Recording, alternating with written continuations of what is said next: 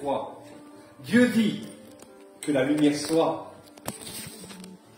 Genèse, le verset 6, chapitre 1, verset 6, pardon. Dieu dit qu'il y ait une étendue entre les eaux, qu'elle sépare les eaux avec les eaux. Verset 9. Dieu dit que les eaux qui sont au-dessus du ciel se rassemblent en un seul lieu. Verset 11. Dieu dit que la terre produise de la verdure. Je ne lis pas tout, mais écoutez bien. Versets 14 et 15. Dieu dit qu'il y ait des luminaires dans l'étendue du ciel pour séparer le jour d'avec la nuit. Cette première partie que nous venons de lire ici a toute son importance pour accueillir la vie. Avant que l'homme n'apparaisse sur la terre, que les animaux n'apparaissent sur la terre, il faut qu'il y ait à manger. Sinon, de quoi allons-nous vivre? Donc, toute cette première partie, et même chronologiquement, les scientifiques qui sont athées, on dit oui, il y a un ordre chronologique là. Cette partie a toute son importance pour accueillir la vie, dans les mers, dans le ciel et sur la terre. Voyez-vous? Donc il y a un ordre chronologique et logique, bien réglé, que le hasard serait une chance sur plusieurs milliards pour qu'il se produise ainsi. Et nous reconnaissons que la vie, c'est bien du miracle. La vie, c'est un miracle. Amen. Nous poursuivons là où le Seigneur veut en venir jusqu'à la création de l'homme. Genèse chapitre 1, verset 20 et 21. Dieu dit que les eaux produisent en abondance des animaux vivants, que les oiseaux volent sur la terre vers l'étendue du ciel. Nous sommes au jour 5. Dieu crée les espèces marines, les oiseaux du ciel, et le verset 24. Dieu dit que la terre produit des animaux vivants. Dieu crée des animaux terrestres avant le final. Une chose qu'il chérit le plus au monde, l'homme qu'il a voulu. L'homme qu'il a voulu. Dieu dit, faisons l'homme à notre image. L'usage de la parole. C'est par l'usage de la parole que toutes ces choses, que tout ce qui nous entoure, toi, moi, nous sommes là. C'est parce que le Seigneur a dit. Ma sœur, comment tu t'appelles? Jessica. Je veux que Jessica soit là. Parce que je l'aime. Amen. Dieu a eu besoin pour façonner donc la terre et créer tous les éléments célestes ou terrestres de la parole. Avant que chaque chose soit créée, eh bien, c'est précédé de cette phrase. Vayomer Elohim. Vayomer vient du mot original, Amar, qui dit parler, prononcer, commander. Dieu commande. Il donne un ordre, il donne un ordre à sa parole. Amen. Amen. Dieu commande. Et pour la petite histoire, moi, ça a été un dilemme pendant une partie de ma vie. J'ai vécu mon enfance chez les témoins de Jéhovah. Et pour eux, ils disent que Jésus a aidé son Père à créer la terre. Mais quand vous étudiez le mot Bereshit, rien que ce mot-là, au commencement, quand vous décortiquez Bereshit, eh bien, est-ce qu'ils étaient deux au commencement? Est-ce qu'ils étaient deux à créer la terre? Dieu n'a pas eu besoin. Dieu n'a pas eu besoin d'aide, ni même d'un ange pour l'aider à créer la terre. Et il y a une Midrash Rabbah que j'ai lu, ça vient d'un rabbin. Il indique que les anges auraient été créés le deuxième jour, de sorte que le jour 1 doit se comprendre jour de l'unique. Le jour où Dieu, par sa parole, crée la terre, qui est suspendue dans l'abîme, qui est suspendue dans le néant, il ordonne, donc il y a les ténèbres, et il ordonne l'existence de la lumière.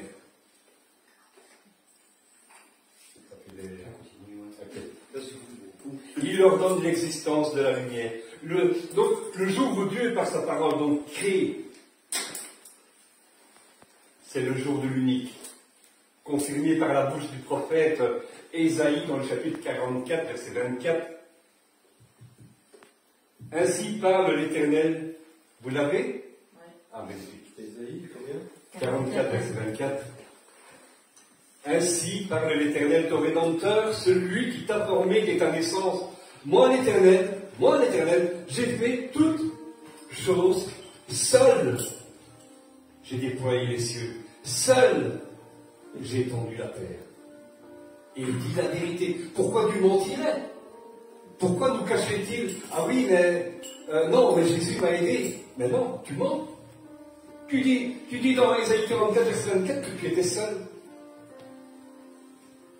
Le verbe créa est au singulier, alors qu'Elohim, pour ceux qui vont l'écouter hébreu, le savent, c'est un pluriel.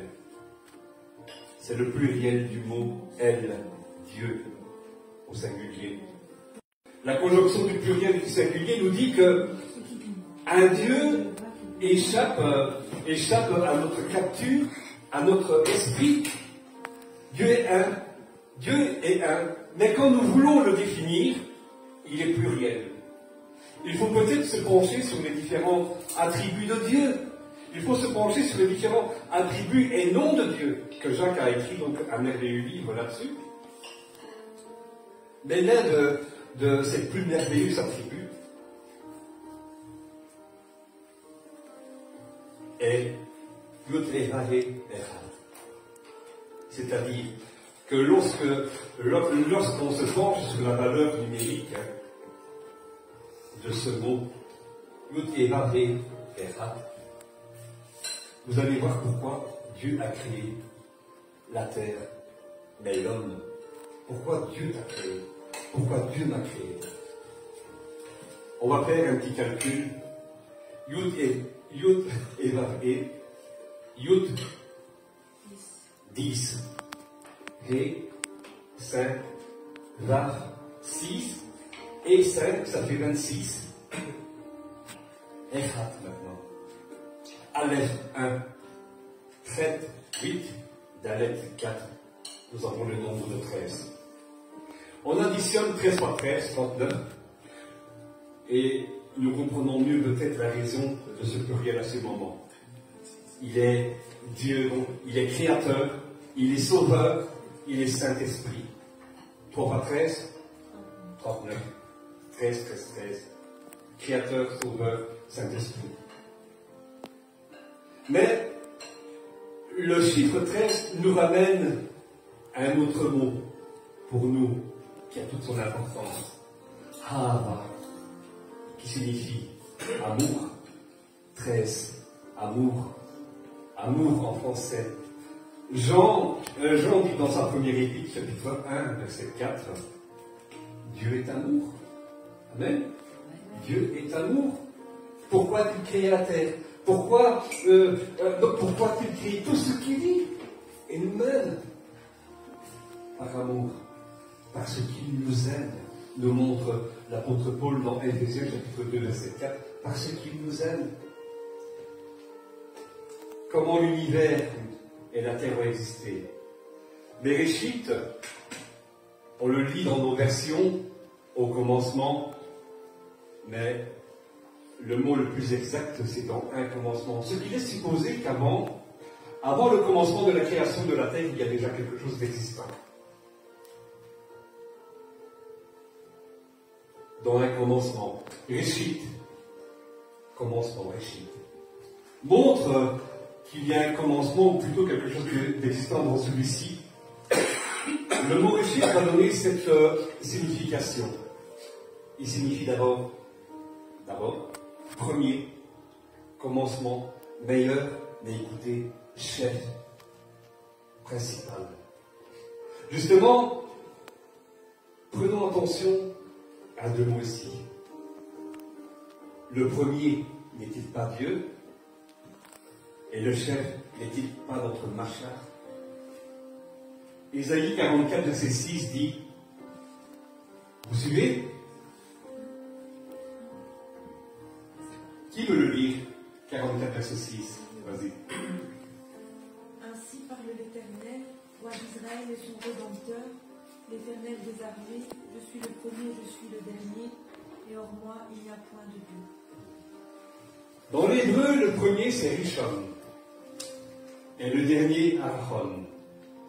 Il n'a ni commencement, il n'a ni fin, il est le chef, il est la tête. Le mot Réchit nous renvoie à la racine du mot tête, il est notre chef. C'est le chef qui est le chef de l'Église. Yeshua, c'est le chef. Dans Bereshit, vous avez le chef. Yeshua est-il le co-auteur ou l'auteur de la création? Le premier mot de la Bible ne commence pas curieusement par la lettre Aleph. Vous voyez, la première lettre de l'alphabet hébreu, c'est Aleph. Elle commence par la deuxième lettre. Et il y a un commentaire magnifique que j'ai trouvé qui dit que la première lettre de la parole de Dieu, la Bible, est allée voir Dieu pour se plaindre. Car il estimait que c'était à lui que revenait l'honneur d'ouvrir le livre. Alors, Dieu a répondu que la lettre serait la première lettre du livre des psaumes, qui dit « Heureux l'homme qui marche, heureux l'homme qui ne marche pas selon les conseils des méchants, qui ne s'arrête pas sur la voie des pécheurs. » Asher. Oui. Asher Aish. Ashrei Aish. Le premier mot heureux, c'est Ashrei, heureux. Et l'homme, comme il est écrit, Aish. Ce psaume représente la louange. Oh. La louange, mais aussi la repentance. Il dit aussi que la lettre serait la première lettre des 10 paroles, des 10 commandements. J'étais vérifié, hein? Exode, chapitre 20, verset 18, je pense. La première lettre, je suis l'Éternel. Hanoki Yud Hevae. Et la lettre représente quoi? La lettre représente la loi.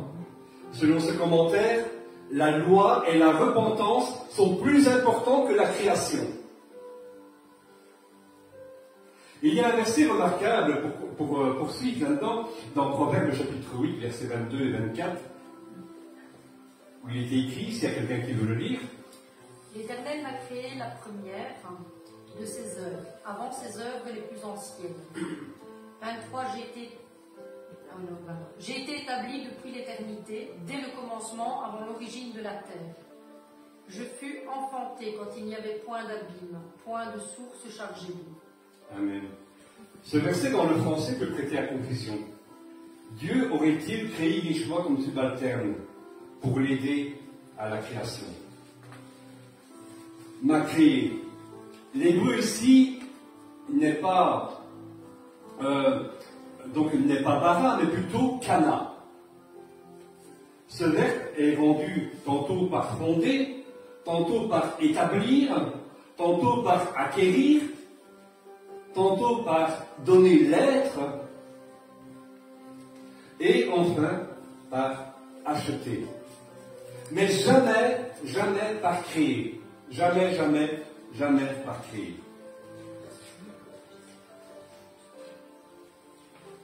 Et on va plutôt, selon le verbe vers ce mot, Yud Evahe Kana, l'Éternel m'a acquis dans la version interlinéaire. Mais dans la seconde, il est traduit par l'Éternel m'a possédé. Donc, il doit être entendu dans ce sens que cette possession a été précédée par une acquisition. Dieu m'a préparé, m'a mise et m'a eu à sa disposition comme prémisse de ses voies.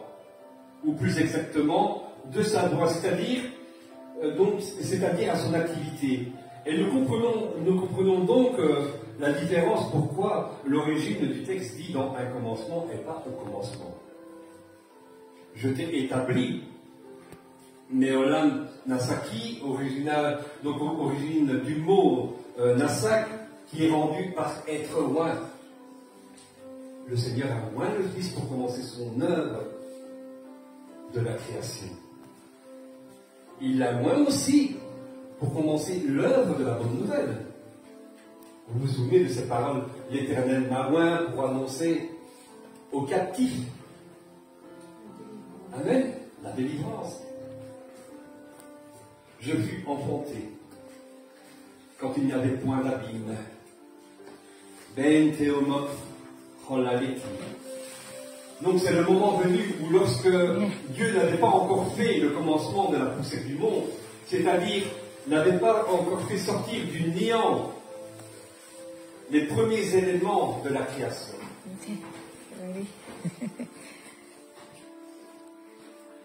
La sagesse est entrée en action.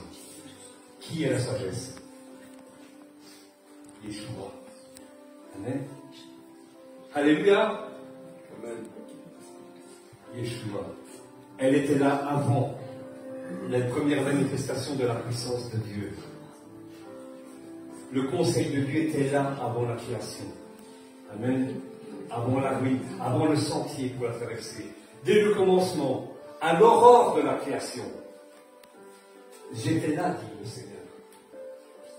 Le Fils a été désigné avant la création du monde pour accomplir cette œuvre si grandiose. Il t'a fait, il m'a fait. Il a fait toutes ces choses pour vous.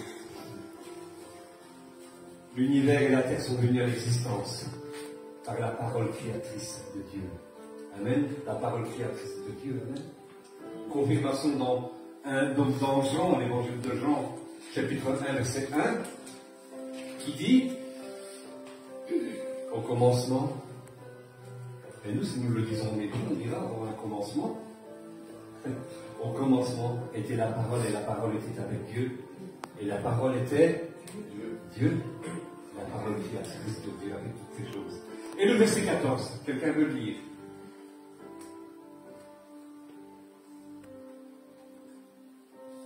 Et la parole a été faite chair, et elle a habité parmi nous, pleine de grâce et de vérité.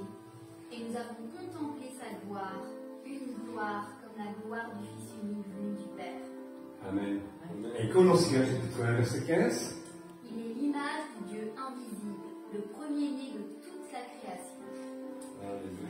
J'essaie de ne pas faire que de l'hébreu, mais aussi un peu de grec.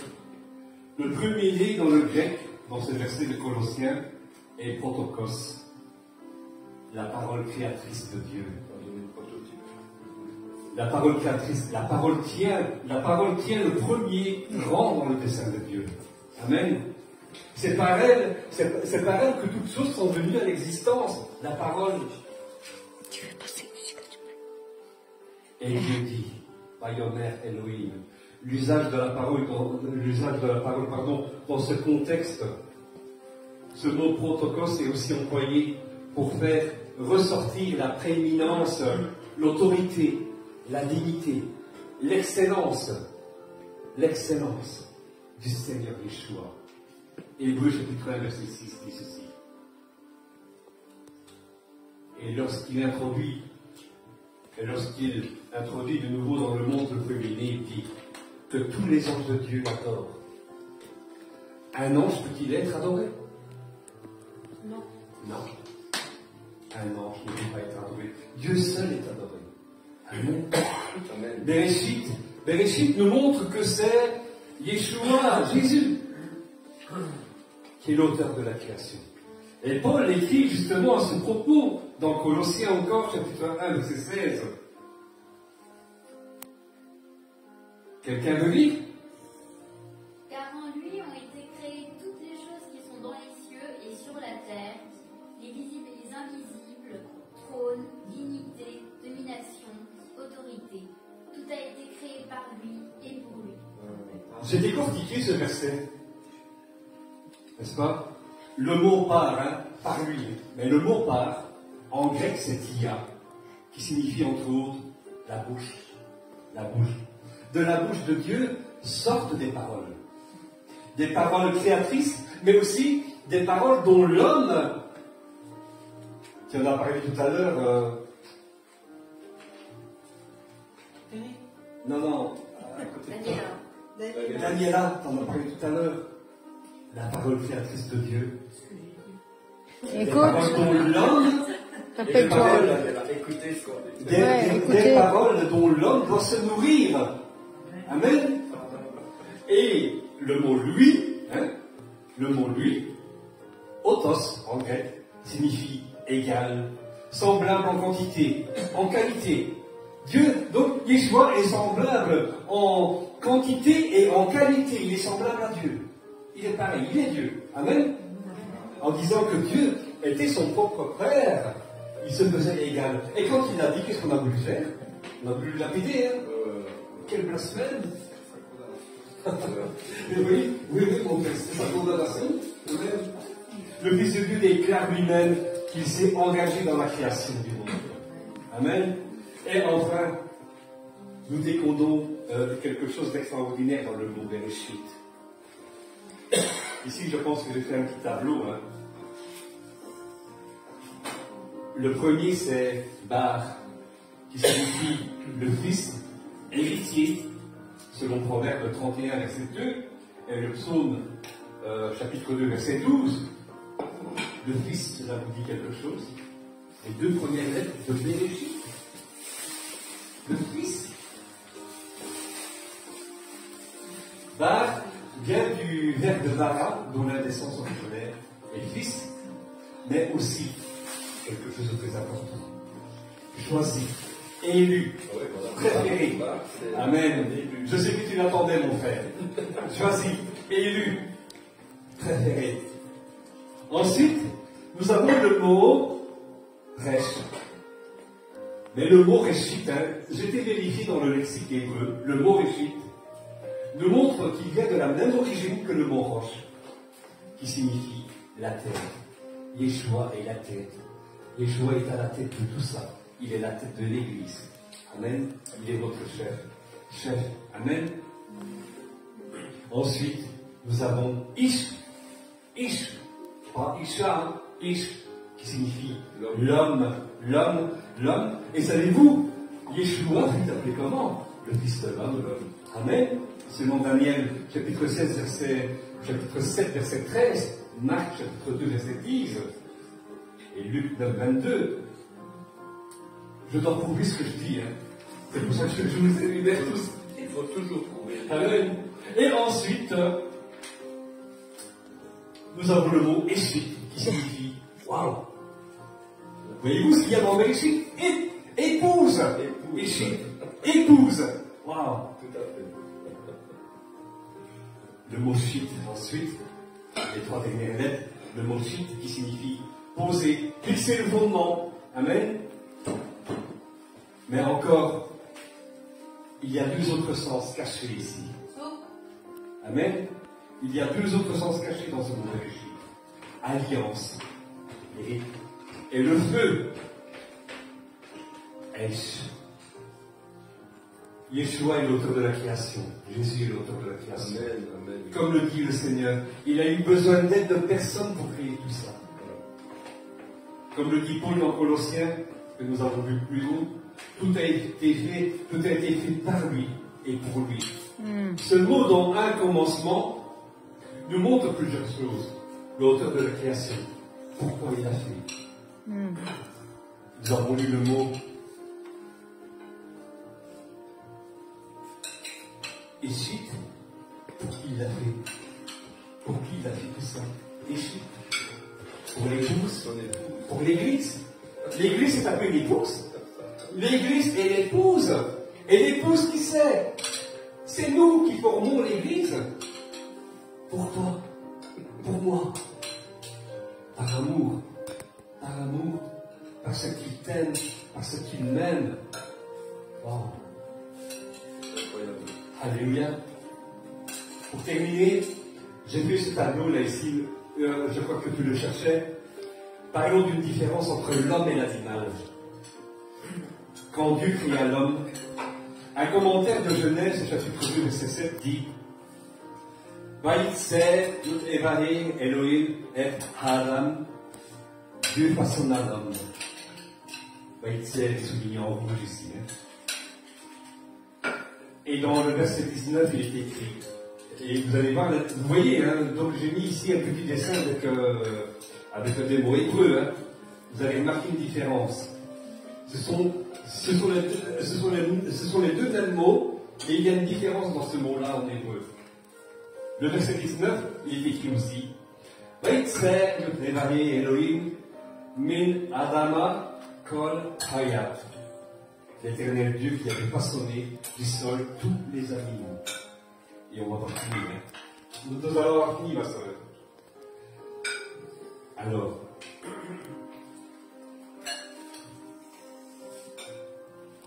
dans le premier, vous remarquez qu'il y a deux yud. Vaïtzer. Dans le second, vous n'en avez qu'un seul. Pourquoi?